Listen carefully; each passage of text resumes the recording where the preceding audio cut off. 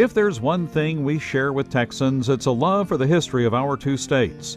Texans absolutely revere their history, and one of the things that they revere most is the Texas Revolution.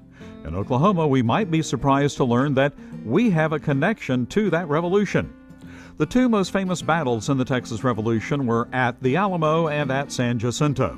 In the early 1830s, the government of Mexico, under President Antonio Lopez de Santa Anna, began shifting from a federalist system to a dictatorship. At the same time, a large number of Americans began moving into Texas, and they were accustomed to the federalist model of government and began agitating against Mexican authorities. Thus, in February 1836, Santa Anna led his army across the Rio Grande and into Texas. They fought a series of battles, eventually arriving at the old Spanish mission commonly referred to as the Alamo. The garrison there had been reinforced with the arrival of a number of men, including Jim Bowie and David Crockett. On February 23, 1836, Santa Anna laid siege to the Alamo. The siege lasted for 13 days, and in the early morning hours of March the 6th, the Mexican army, numbering 2,400, attacked the approximately 260 Texans defending the Alamo. The battle lasted for hours, but the Texans were vastly outnumbered, and when it was over, only 2 Texans were known to have survived. The Texas Army, now completely demoralized, retreated to East Texas and under General Sam Houston regrouped near San Jacinto. And that's where the Oklahoma connection comes in. The cry, "Remember the Alamo," was heard across the young United States, and men seeking adventure came pouring into Texas to reinforce Houston's army.